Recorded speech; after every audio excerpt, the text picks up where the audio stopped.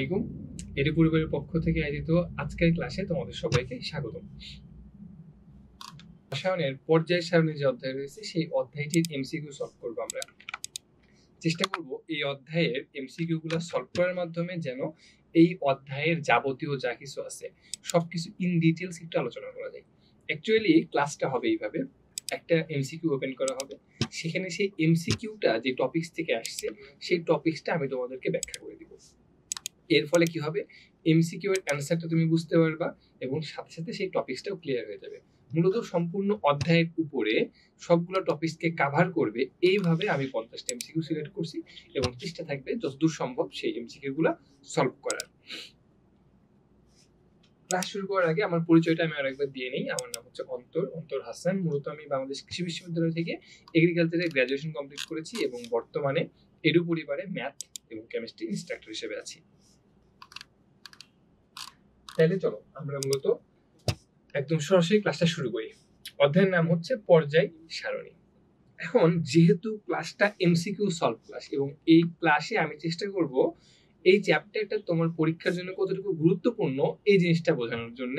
তাই তুমি একটু খেয়াল করো চারটা। এখানে মূলত 2016 সাল থেকে 25 সাল পর্যন্ত যে পরীক্ষাগুলো হয়েছে এসএসসি, এইখানে প্রতিটা সালে এই অধ্যায় থেকে কি পরিমাণ প্রশ্ন আসছে তার একটা ডাটা এখানে তোমরা দেখতে পাচ্ছ। আমি যদি দেখি, দেখো 2025 সালে ঢাকা বোর্ডে আসছে 3টা, রাজশাহীতে 2টা, কুমিল্লাতে 1টা, যশোরে 2, 2, 2, 2, 1। তুমি প্রতি সালে যদি একটু কল্পনা করছিস, মানে একটু গোনার চেষ্টা করি আমরা, 3, 5, 6, 8, 10, 12, 14, 15, 18, 6, 7, 10, 12, 14, 16, 18, 20। তার মানে অন অ্যান এভারেজ প্রতিটা বছরেই এখান থেকে প্রায় মানে সব বোর্ড মিলায় 18 থেকে 20টা করে এমসিকিউ আসছে।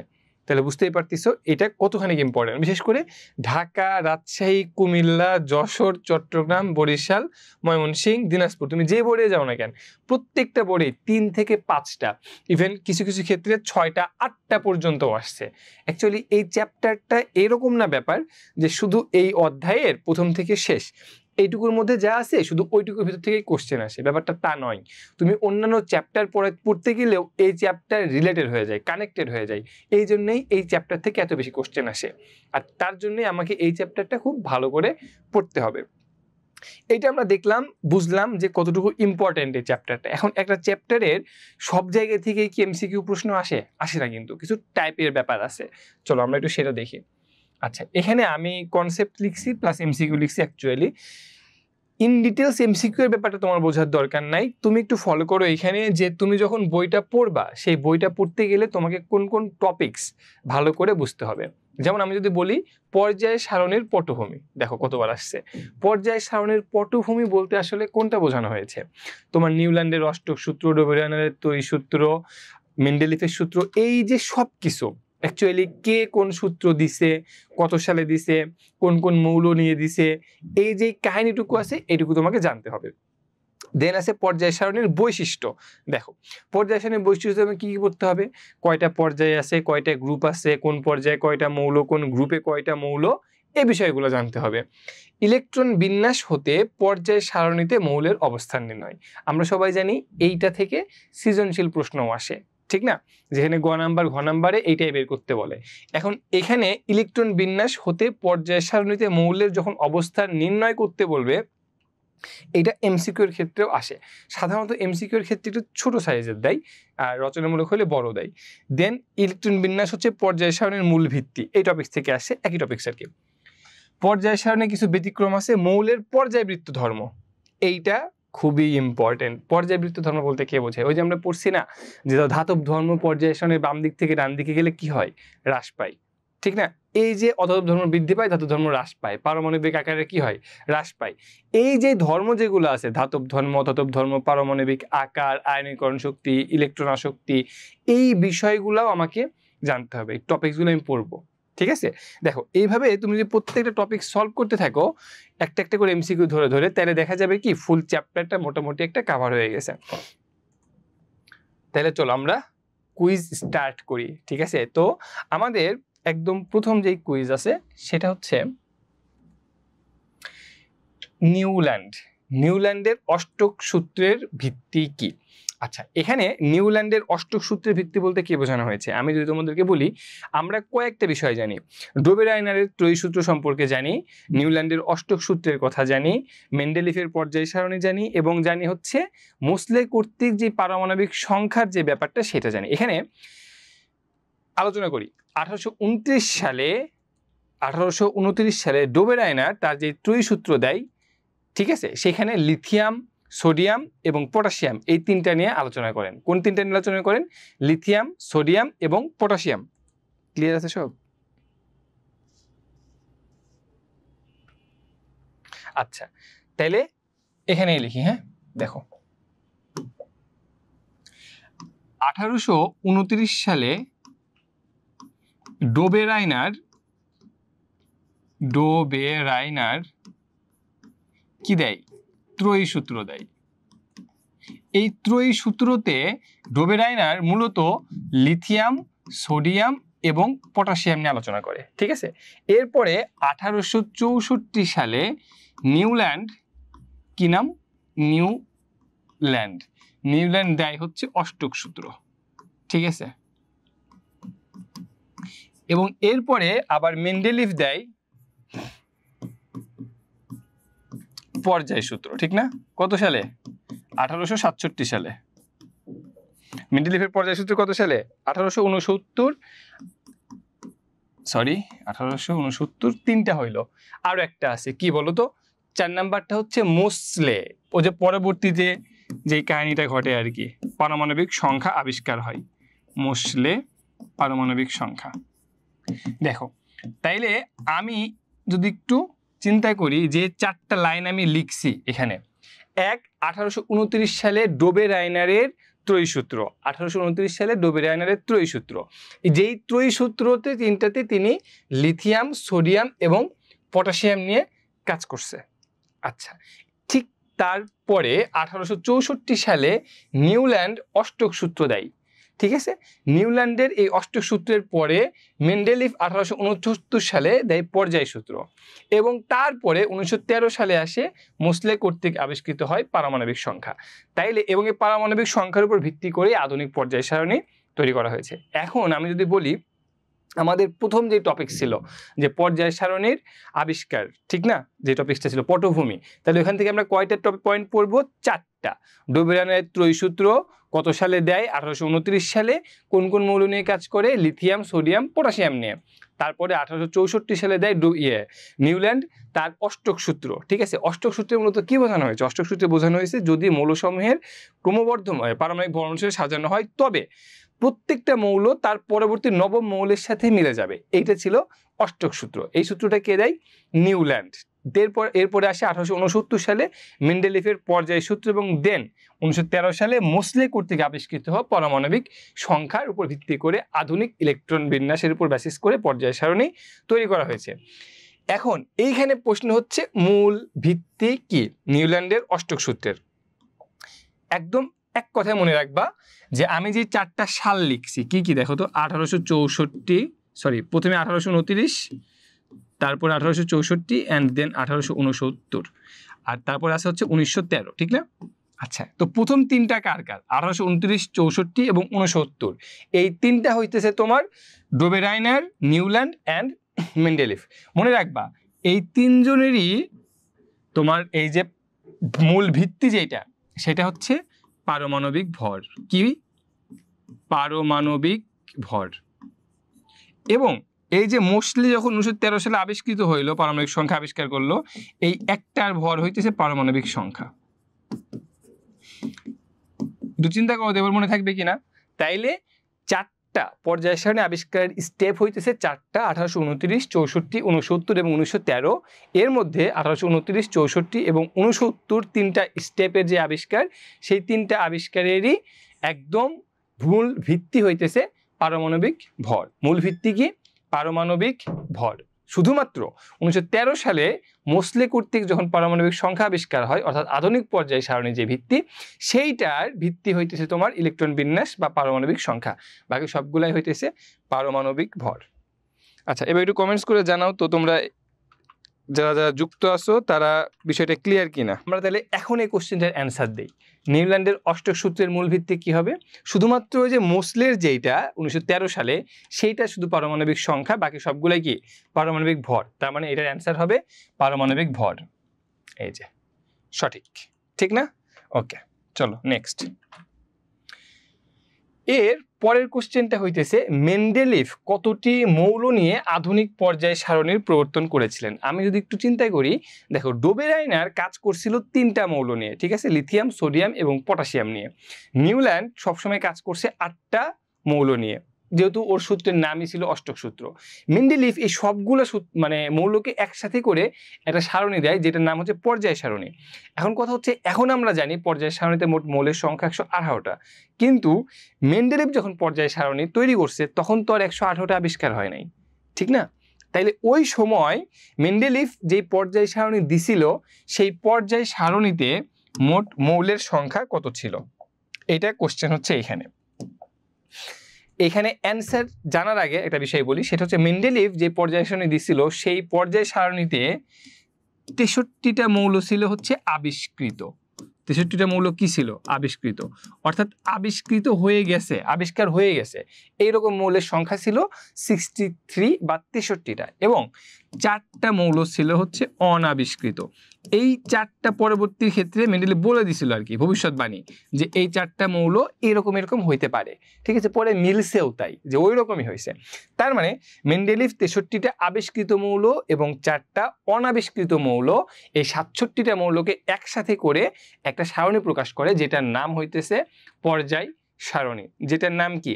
পর্যায় সারণী। তাইলে যদি আমাদের কোশ্চেন আসে এরকম যে মেন্ডেলিভের পর্যায় সারণীতে কতটি মৌল ছিল, তাইলে কয়টা হবে অ্যান্সার? 67টা। আমি জানার জন্য আর একটু ইন ডিটেলসে জানলাম যে 63টা মৌল হচ্ছে আবিষ্কৃত ছিল এবং 4টা মৌল অনাবিষ্কৃত ছিল, যে সম্পর্কে মেন্ডেলিভ ভবিষ্যৎবাণী করছিল, ঠিক না? তাইলে এটার অ্যান্সার কি হবে? 67। বিষয়টা আবার এরকম চিন্তা কইরো না যে স্যার আপনি যেটাতে ক্লিক করেন সেটাই রাইট অ্যান্সার হয়, মানে তাহলে কি এরকম বিষয়টা না। আমি যদি অন্যটা অ্যান্সার দেই, মানে রাইট অ্যান্সার বাদে, ধরো আমি এটা দিলাম, তাহলে দেখাবে যে এটা রং অ্যান্সার, ঠিক আছে? ওকে, চলো নেক্সট। তারপরের কোশ্চেন, জে.ডব্লিউ. ডোবেরাইনারের ত্রয়ী কোনটি? এইটা একদম প্রথমেই আমি তোমাদেরকে বলছিলাম, ঠিক না? ডোবেরাইনারের ত্রয়ী কোনটা?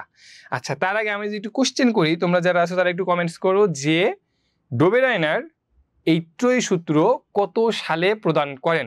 একদম প্রথম স্লাইডেই আমি ক্লিয়ার করছিলাম যে ডোবেরাইনার কত সালে এই ত্রয়ী সূত্র প্রদান করেন। বলো, ডোবেরাইনার কত সালে ত্রয়ী সূত্র প্রদান করেন? ডোবেরাইনার কত সালে ত্রয়ী সূত্র প্রদান করেন? প্রিয়াঙ্কা রানী, হ্যাঁ কারেক্ট, 1829 সালে, ঠিক আছে।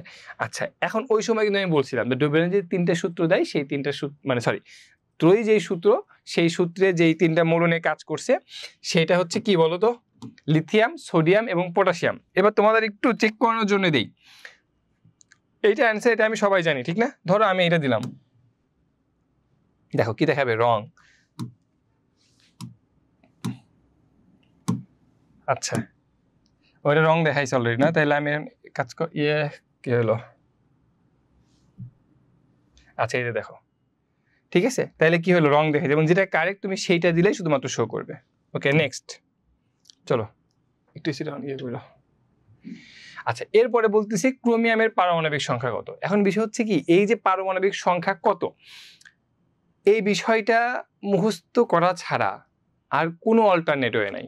তুমি বিভিন্ন রকম ছন্দ পাবা, ঠিক আছে, কিন্তু সত্যি কথা বলতে আমার কাছে ছন্দ ভালো লাগে না, কারণ কতগুলো ছন্দ মুখস্থ করবা তুমি, আর পরে দেখা যাবে যে ছন্দ মুখস্থ করতে যায় আর এক ছন্দ মুখস্থ করা লাগতেছে, ঠিক না? তো এই জিনিসগুলো প্র্যাকটিসের ব্যাপার, প্র্যাকটিস করতে করতে করতে করতে সিস্টেমেটিক ওয়েতে এমনিতেই হয়ে যাবে, এটা নিয়ে টেনশন পেরেশানি কিছু নেই। তো ক্রোমিয়ামের পারমাণবিক সংখ্যা কত? এই টাইপের কোশ্চেন আসে, ঠিক আছে। জেনারেলি কি করে, 1 থেকে 40 এর মধ্যের গুলাই দেয়, ঠিক আছে। এক্সেপশনাল যেগুলো আছে, ক্রোমিয়াম, ফেরাস, ম্যাঙ্গানিজ, এগুলা বেশি দেয়, ঠিক আছে।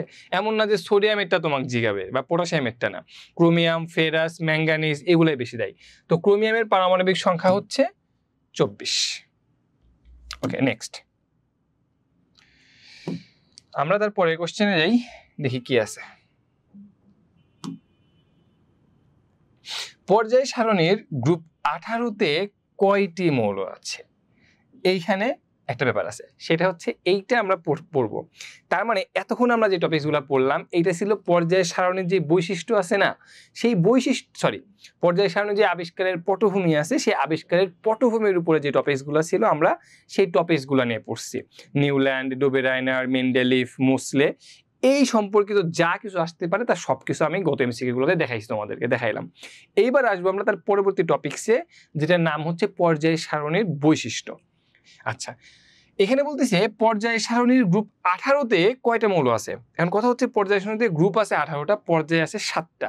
তোমাকে প্রত্যেকটা মুখস্থ রাখতে হবে যে কোন পর্যায়ে কয়টা মৌল আছে এবং কোন গ্রুপে কয়টা মৌল আছে, ঠিক আছে? আচ্ছা, এইটার আগে এখন তোমরা যারা যুক্ত আছো তারা একটু সবাই এই লাইভটা ফেসবুকে শেয়ার করে দাও যার যার প্রোফাইলে, ঠিক আছে? যাতে তোমাদের যারা ফ্রেন্ডস আছে তারাও যাতে ক্লাসটা দেখতে পারে। সবাই পর্যায় সারণীর বৈশিষ্ট্য টপিক। পর্যায় সারণীর বৈশিষ্ট্য বলতে পর্যায় সারণীতে কতগুলো পর্যায় আছে, কতগুলো গ্রুপ আছে, কোন পর্যায়ে কতগুলো মৌল আছে এবং কোন গ্রুপে কতগুলো মৌল আছে, এগুলো আমাকে জানতে হবে ইন ডিটেলস। তাইলে পর্যায় সারণীতে আমরা জানি পর্যায় আছে হচ্ছে 7টা। কয়টা আছে পর্যায়? 7টা, 1 থেকে 7 পর্যন্ত।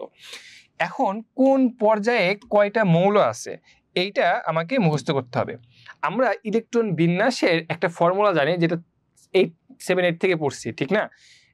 এরকম 2, 8, 18, 32 জানি না আমরা। এটা আগে কিন্তু আমরা এভাবে করছি যখন আমাদের 1s2 2s2 অরবিটাল সম্পর্কে এত ইন ডিটেলস জানা ছিল না নিচে ক্লাসে, তখন আমরা এরকম করছি না, 2, 8, 18, 32। ঠিক এই জিনিসটা তুমি মনে রাখলেই তোমার পর্যায় সারণীতে কোন পর্যায়ে কয়টা মৌল আছে এটা বের করতে কোনো কষ্ট হবে না। কিরকম দেখো, সেটা হচ্ছে মনে করো 1 নাম্বার পর্যায়। 1 নাম্বার কি? বেজোড়, তাইলে ওকে আমি কি রাখলাম? সিঙ্গেল রাখলাম, একাই রাখলাম। এরপরে বাকি যতগুলো আছে সবগুলোকে জোড়া জোড়া করে দিব, 2, 3, 4, 5, 6, 7। ঠিক আছে, কি করলাম? 1 নাম্বার যেহেতু 7টা পর্যায়, 1 নাম্বারকে একা সিঙ্গেল রাখলাম। তাহলে বাকি যে 6 জন আছে 2 থেকে 7 পর্যন্ত এদেরকে প্রত্যেককে 2টা করে জোড়া জোড়া বানাইলাম, 2, 3, 4, 5, 6, 7। বাস, এইবার তুমি এই যে ফর্মুলাটার কথা বললাম 2, 8, 18 আর 32 জাস্ট লিখে দাও পাশে, 2, 8, 18, 32 শেষ। তার মানে হচ্ছে 1 নাম্বার পর্যায়ে 2টা মৌল আছে, 2 নাম্বার এবং 3 নাম্বার পর্যায়ে আছে 8টা করে মৌল, 4 নাম্বার এবং 5 নাম্বার পর্যায়ে আছে 18টা করে মৌল, 6 নাম্বার এবং 7 নাম্বার পর্যায়ে আছে 32টা করে মৌল। বাস, 7টা পর্যায়ে কোন পর্যায়ে কয়টা মৌল আছে সেটা মুখস্থ করা আমার কি ডান, ক্লিয়ার। এইটাই হলো আমার পর্যায়ের হিসাব, ঠিক না? কিন্তু আমার তো গ্রুপও আছে, তাহলে 7টা পর্যায় এবং 18টা গ্রুপ, 7টা পর্যায়ের মৌলের সংখ্যা আমি খুব সহজেই মনে রাখতে পারবো। এখন আমি একটু গ্রুপের দিকগুলোতে আসি। ধরো আমি যদি গ্রুপের কথা চিন্তা করি তাইলে যেটা হবে সেটা হচ্ছে পর্যায় সারণীতে গ্রুপ আছে কয়টা? 18টা। আচ্ছা, আমি একটু এটা নোটপ্যাডে একটু দেখাই, হ্যাঁ একটু ওয়েট। ওকে, পর্যায় সারণীতে গ্রুপ আছে কয়টা? 18টা। 18টা মনে রাখবা। এর মধ্যে 1 নাম্বার এবং 18 নাম্বার যেটা, তুমি চিন্তা করে দেখো প্রথমেরটা এবং শেষেরটা, এই দুইটা ক্ষেত্রে পর্যায় সারণী কিন্তু বিষয়টা এরকম আছে। মানে ধরো এই পার আর এই পার আমি চিন্তা করি এরকম আছে, দেন তার পাশেরটা একটা কম আছে, ঠিক না? বাম পাশেরটা এবং ডান পাশেরটা একটা কম আছে।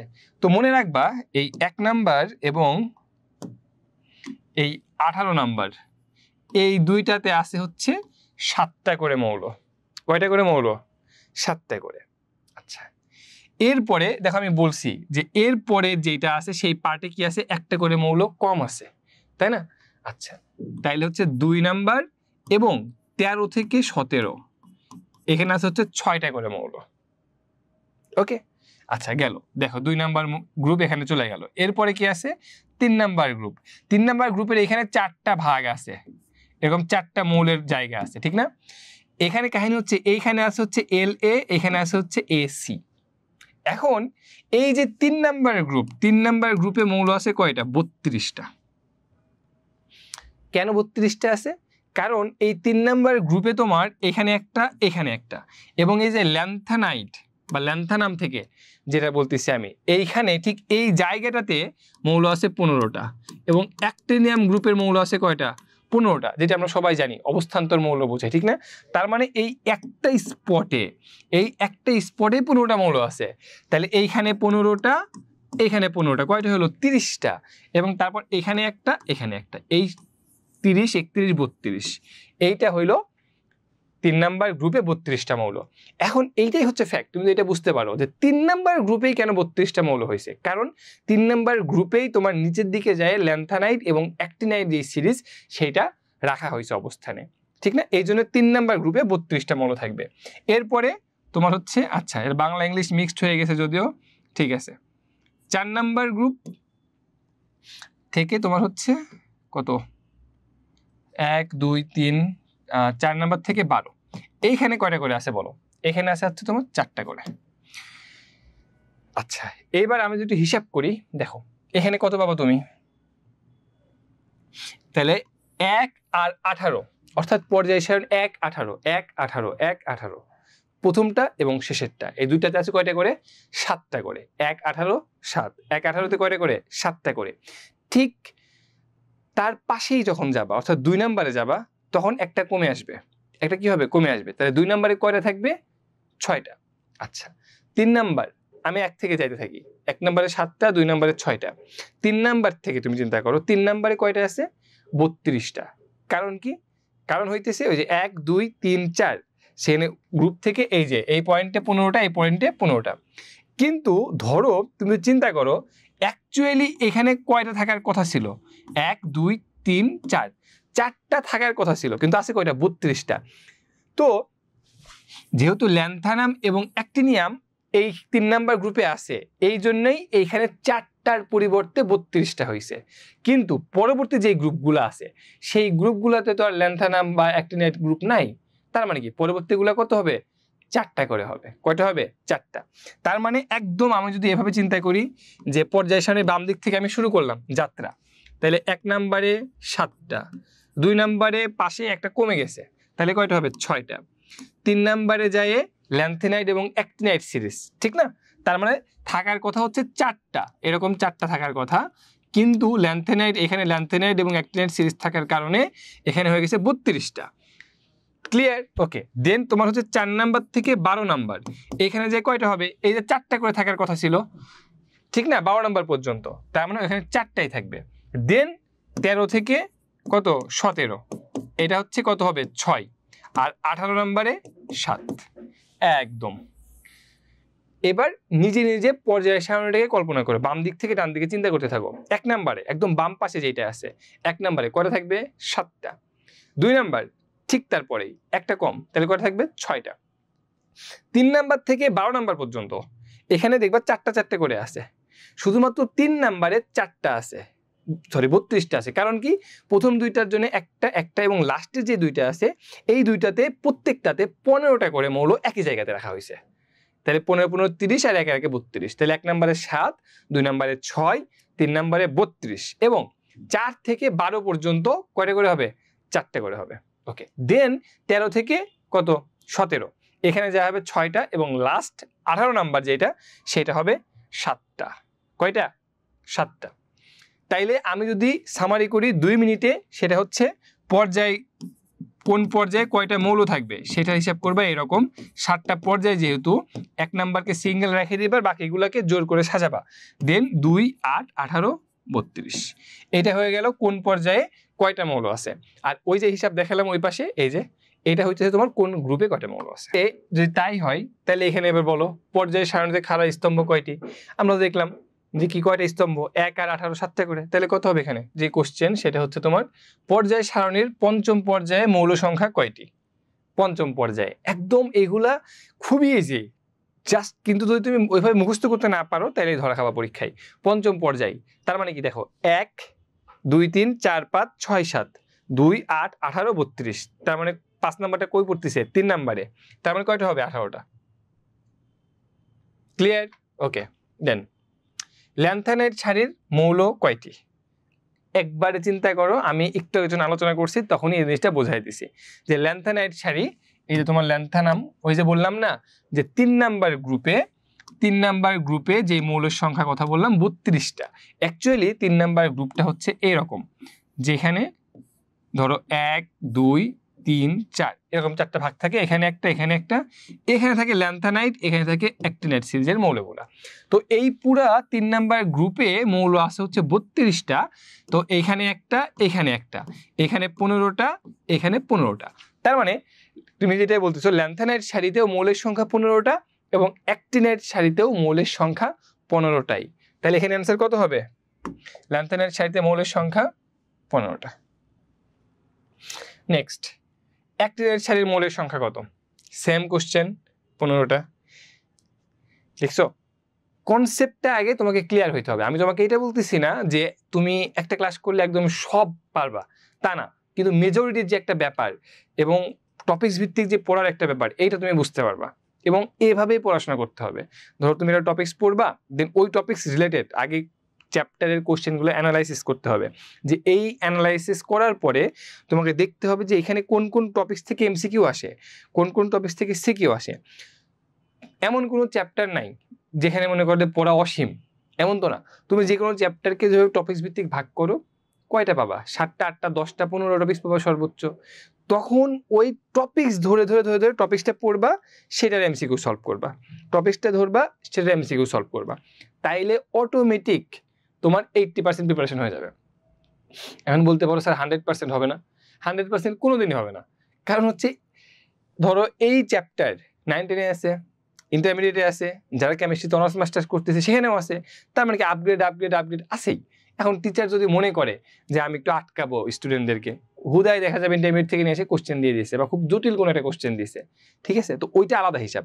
আমাদের অন এভারেজ তুমি যদি প্রিপারেশন 80 to 90% রাখতে পারো, তাহলেই তো ওকে ডান। আমার তো 100 তে 100 পাওয়ার প্রয়োজন। আমরা কয়টা টপিক শিখলাম? আমরা শিখলাম হচ্ছে পর্যায় সারণীর বৈশিষ্ট্য, প্রথমে শিখছি পর্যায় সারণীর পটভূমি এবং এরপরে আমরা শিখছি হচ্ছে পর্যায় সারণীর বৈশিষ্ট্যগুলো থেকে। এবার আসো সবচাইতে ইন্টারেস্টিং যেটা, সেটা হচ্ছে ইলেকট্রন বিন্যাস হতে পর্যায় সারণীতে ওই মৌলের অবস্থান। এই টপিকসটা ফেসবুকেই এডু পরিবারের পেজেই লাইভ করা আছে। আমি নিয়েছি সেই ক্লাসটা, 40 থেকে 45 মিনিটের একটা ক্লাস হবে, ঠিক আছে? তোমরা এডু পরিবারের আগের লাইভগুলোতে গিয়ে আমার কেমিস্ট্রি লাইভটা দেখে নিবা, সেখানে ইন ডিটেলস বিস্তারিত আলোচনা করা আছে এই টপিকসটা। বাট আমি সুবিধার্থে জাস্ট একটু সামারি করে দেবো। সেটা হচ্ছে এইখানে তোমাকে খেয়াল করতে হবে যে শেষ যেই ইলেকট্রন বিন্যাস তোমাকে যেটা দিছে, এখানে ইলেকট্রন বিন্যাস দেওয়া আছে। পরীক্ষার হলে তোমাকে ইলেকট্রন বিন্যাস নাও দেওয়া থাকতে পারে, যে কোনো একটা মৌলের নাম উল্লেখ করে দিতে পারে। সেক্ষেত্রে ওই মৌলের পারমাণবিক সংখ্যা তোমাকে জানা থাকতে হবে, অথবা এরকম করে ইলেকট্রন বিন্যাস করেও দেওয়া থাকতে পারে। এক্ষেত্রে টেনশন না করে তুমি জাস্ট 3টা রুলস ফলো করবা। কয়টা? 3টা। দেখো, প্রথম রুলস যেটা, 1 নম্বর রুলস, সেটা হচ্ছে ইলেকট্রন বিন্যাস তোমাকে যেটা দেওয়া থাকবে, ইলেকট্রন বিন্যাসের শেষে একদম লাস্ট যেটা দেখতে হবে সেই ইলেকট্রনটা কই গেছে। লাস্ট ইলেকট্রনটা 20 হইতে পারে, তার পারমাণবিক সংখ্যা 40 হইতে পারে, 50 হইতে পারে। তার শেষ যে ইলেকট্রন, সেই ইলেকট্রনটা কোথায় ঢুকছে, শেষের ইলেকট্রনটা ঢুকছে কোথায় সেটাকে দেখব। দেখো, এখানে শেষের ইলেকট্রন ঢুকছে কই? এস অরবিটালে, ঠিক না? যদি ইলেকট্রন এস অরবিটালে ঢুকে থাকে, তাহলে বুঝবা ওই মৌলটা এস এর উপরে যত সংখ্যা থাকবে তত নাম্বার গ্রুপের। আমি কিন্তু এখানে গ্রুপ নাম্বার নির্ণয় করতেছি। কি নির্ণয় করতেছি? Group number. পর্যায় নাম্বার কিন্তু এখনো কোশ্চেন আসে নাই, তাই বলি নাই, বলবো। তাইলে আমি গ্রুপ নাম্বার কিভাবে নির্ণয় করব? শেষ ইলেকট্রনটা যেই অরবিটালে প্রবেশ করবে, সেই অরবিটালের যেই নাম্বার থাকবে, ইলেকট্রন সংখ্যা থাকবে, সেইটাই হবে তার গ্রুপ নাম্বার। এইখানে যে মৌল দেওয়া শেষে কত আছে? 5s2। তার মানে শেষ ইলেকট্রন প্রবেশ করছে এস অরবিটালে এবং এস এর মাথার উপরে আছে 2।